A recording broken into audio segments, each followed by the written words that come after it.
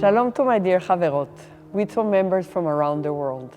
4 years ago, in January 2020, at our festive EGM celebrating Wizo's 100th anniversary, I stood on the stage in the Hilton Hotel, humbled and proud. Proud to be chosen to lead this great movement, humbled by challenges in front of me. Standing on that stage, I had a plan. I was determined to lead Wizo into our second century with strength, resilience, and sustainability. I was focused on the need to bring much needed changes and reforms to our organization, to streamline and modernize, and to implement a vision of Wizo's future that would ensure that we thrive, prosper, and be ever more relevant to the needs of Israel and its people. That, my friends, was the plan. But you know what they say about plans. The book of Proverbs teaches us that a man's heart plans his way, but the Lord directs his steps.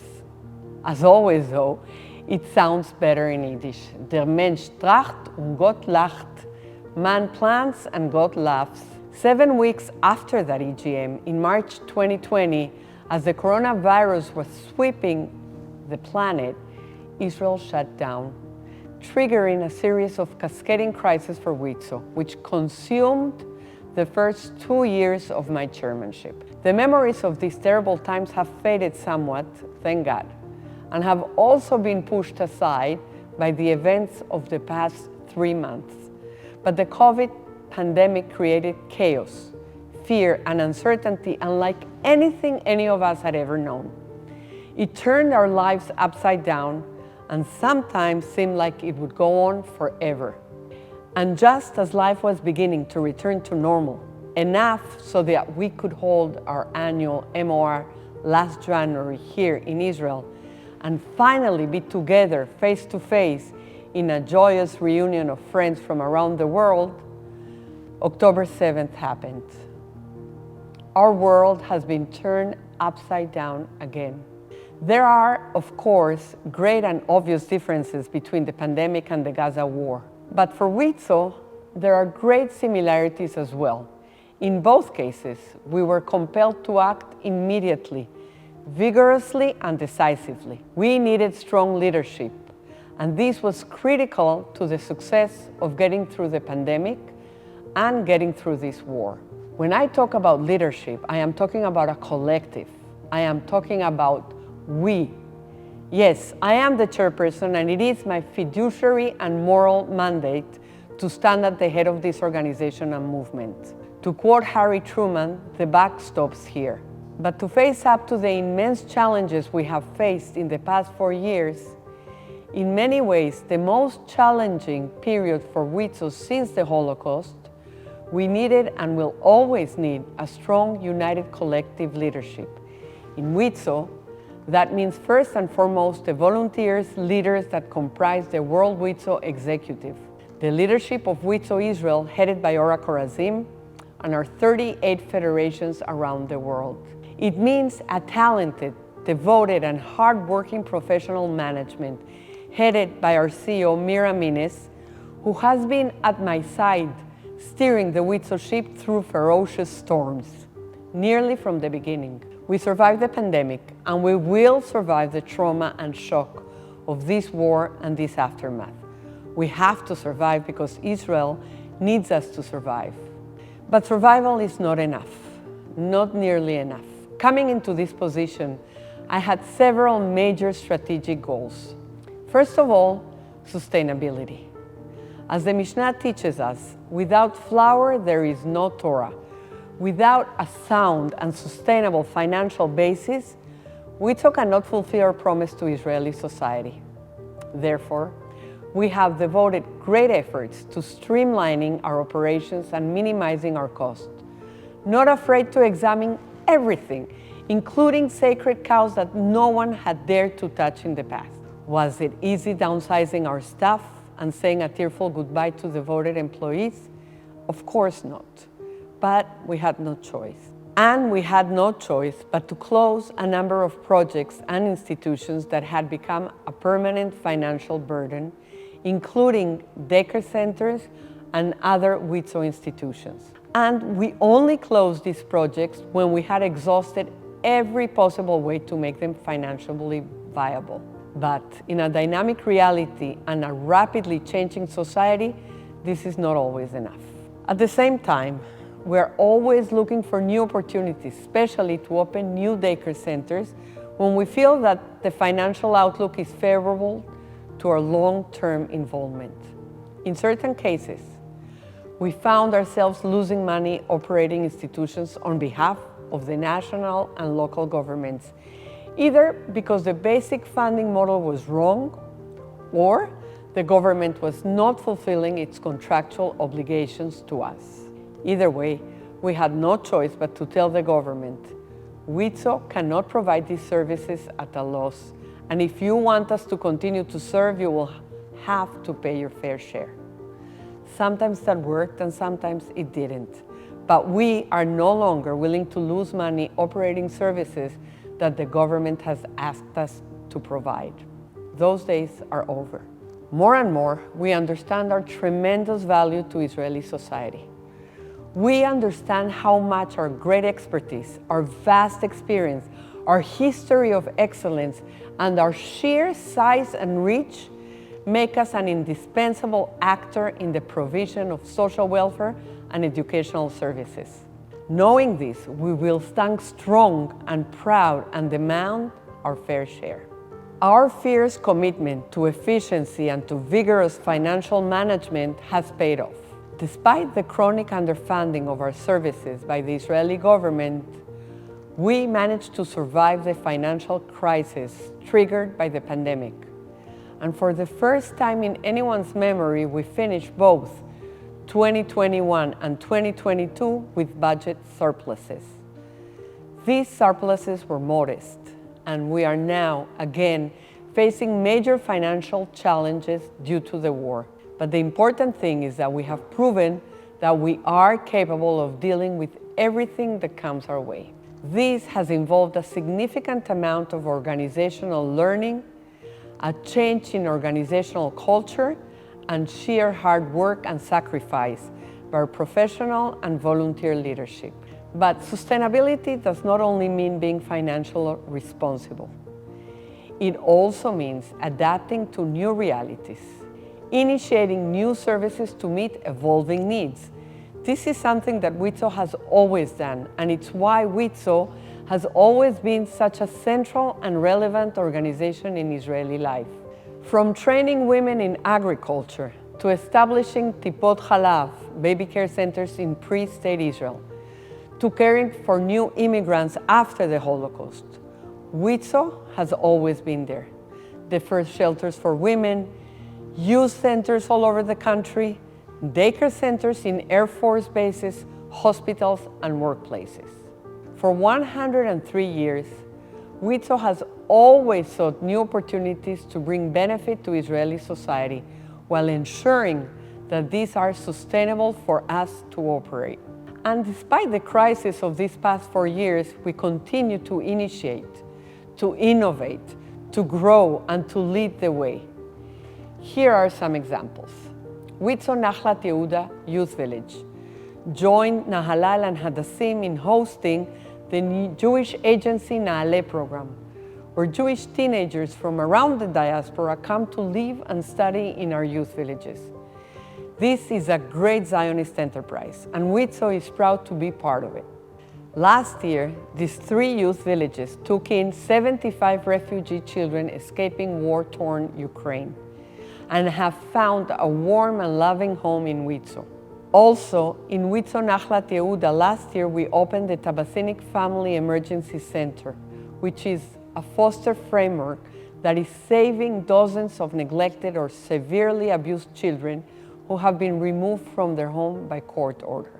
We have opened new daycare centers and introduced new programs and educational methodologies.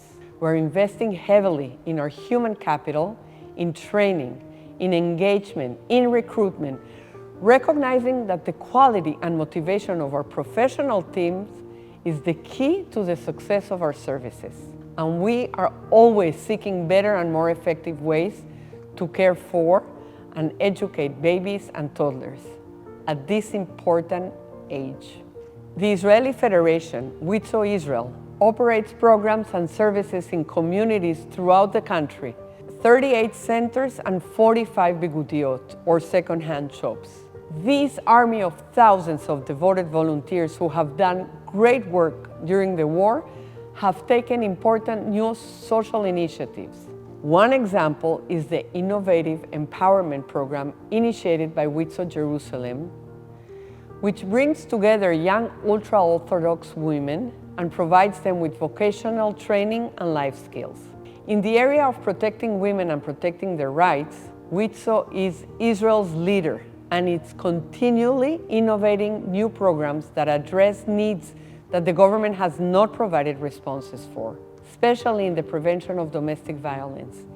In the past 4 years, for example, our Division for Advancement of Women has created nationwide programs such as the Invisible Children that trains medical professionals, teachers, law enforcement officers, social workers, and others to identify children who are the silent victims of domestic violence and help protect them.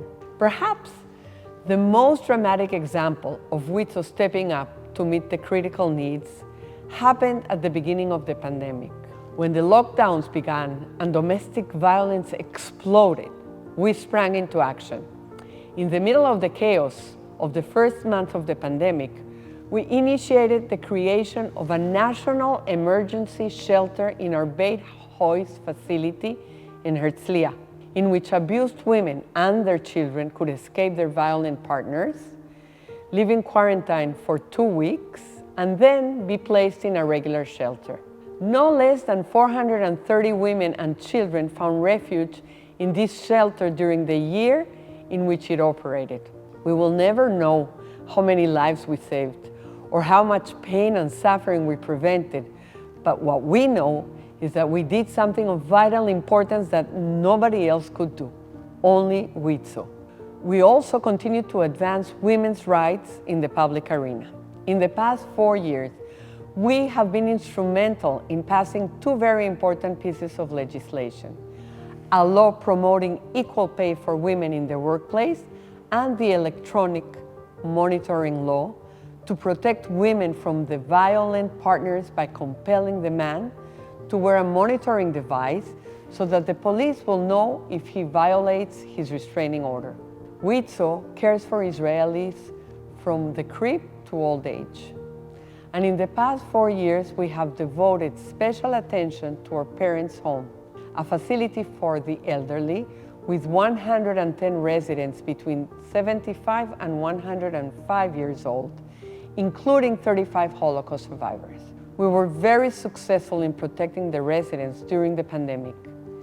And with the help of a number of Wizo federations, we have invested considerable resources in improving the parents' homes' facilities and physical environment. In the administrative sphere, we have implemented many reforms and changes. Most importantly, the overhauling and modernization of our information technology systems through the implementation of a new ERP, or Enterprise Resource Planning System, embracing all of Wizo's projects, divisions, and services, and radically upgrading our technological abilities and the service we provide our employees, customers, and volunteers. In leading Wizo into our second century, I knew that there were many things that needed to be changed and reformed. Wizo is a very large and complex organization, one of the biggest non-profits in Israel, with 6,000 employees, thousands of volunteers, and 38 federations abroad. Many of our organizational structures and processes were outdated and inefficient, and the overall organizational culture needed to be adapted to today's world. In other words, Wizo urgently needed a fundamental strategic assessment with the aim of formulating a plan that would modernize, streamline, and reform the way we operate, even if that meant implementing painful changes. I felt strongly that this process was absolutely critical to the future of Wizo. So, despite the pandemic crisis, we undertook a far-reaching strategic evaluation and planning process with the help of one of Israel's leading organizational consulting firms. In November 2021, the World Wizo Executive approved this strategic plan, which included 5 main areas, or what we call pillars. First, we have strengthened our relationship with the government and its agencies, and we are more proactive so that the government will see Wizo as a central and dominant force for providing solutions to the social and educational challenges facing Israeli society. Second, social activism and advocacy for women. In order to strengthen our relevance and position in the coming years, Wizo needs to be more proactive in advancing an agenda that focuses on women's rights and status. Third, developing new sources of income. In order to preserve and fortify our financial stability now and in years to come, Wizo can no longer depend solely on our traditional sources of income and must develop new sources of revenue. This effort has taken many forms, including creating for the first time a professional fundraising operation for the Israeli market. There is much wealth and philanthropic potential in Israeli society, and there is no reason or justification to be completely dependent on our federations abroad for fundraising. This has also provided an opportunity for members of the World Wizo Executive and other volunteers and staff here in Israel to get involved actively in fundraising by giving themselves, opening doors to new opportunities, or both. The first year of this effort has been very promising and successful. Fourth, strengthening the Wizo brand. The scattered, disjointed, and non-uniform presence of Wizo in the press and news media created confusion about Wizo, undermining the Wizo brand and weakened our public image and our organization. We have made great progress in this area, and we're delighted that the federations have joined hands with us and are benefiting from our transformation in marketing. We will soon be launching new World Wizo website in English and Hebrew. The fifth pillar is the focus on One Wizo, the idea and practical implementation that Wizo, despite its size, diversity, and geographical spread, is one unitary organization, and that all its diverse parts, projects, and divisions belong to that single organization. We have also updated Wizo's vision, mission, and value statement to reflect how we see ourselves and our role in Israel and the Jewish world now and in the future. Our mission, Wizo, is a global Zionist and activist women's movement. We are committed to voluntarism and strive for excellence in education and for innovative social action to benefit all of Israeli society. We prioritize the evolving needs of individuals at every stage of life. One area of which I am particularly proud is our dedication and investment in cultivating our human capital, our volunteers, thousands of them, and 6,000 employees. After all, an organization, especially one like Wizo, is only as strong and effective as the people who do the work. We demand a great deal from our staff, especially our senior management, and we must create the conditions in which they can succeed. We have devoted extensive resources and intention to the cultivation and empowerment of our volunteer leadership, beginning with the Wizo Executive. For example, the executive took part in a comprehensive course specially tailored for the directors of non-for-profit organizations, with the aim of providing a deeper understanding of how Wizo operates and what our role as board members is. The course and additional initiatives are also aimed at acquiring practical tools and best practices to help members to be more effective in their work. Like any board, the Wizo executive must grow and evolve. Our veteran members, with their organizational memory, experience, and sheer love and devotion to Wizo, have much to give and will continue to do so for the next 4 years. At the same time, I have begun to integrate new executive members with relevant professional expertise and experience. This is an important process towards professionalizing our board and volunteer leadership, and I plan to continue on this path in the coming 4 years. We have also devoted much attention, energy, and resources to the welfare, training, and advancement of our staff, and to cultivating in them a sense of belonging, pride, and of ownership. We have adapted to the new realities of the workplace brought about by the pandemic and by generational change. Wizo is an international movement of women volunteers devoted with all their hearts to the people of Israel. This has been our DNA, our soul, from the very beginning. I don't have to tell you this because I am talking about you, our beloved Chaverot in 38 federations. For these past 4 years, throughout the COVID-19 pandemic, when you couldn't leave your homes and gather together in Wizo's sisterhood for months on end, when being together meant looking at faces on a computer screen, you have maintained your deep connection to one another, to your communities and federations, and to us here in Israel. You have continued your blessed work as members of Wizo, as members of your federations. Even in the darkest moments of the pandemic, you never stopped being Wizo women. If someone had said at our last EGM 4 years ago, Chaverot, hug each other tight and remember how this feels because this is not going to happen again for 3 years, you would have thought she was crazy. And 1 year ago, when we finally had the chance to be together in a wonderful, emotional MOR, every other sentence was next year at the EGM in Tel Aviv. Here in Israel, we started the preparations and the planning. This was going to be an amazing EGM together again, here in Israel, here in Wizo. And then October 7th. I am recording this message a few weeks in advance, and we cannot know what will happen between now and January 10th. We live in a time of deep uncertainty. But one thing I know for sure, the response of the international Wizo family to the devastating and life-changing events of October 7 was overwhelming. You rallied behind Israel. You organized and protested. You fought against the vile hatred of Israel and Jews that has exploded in every corner. You gathered together, gave each other support and strength.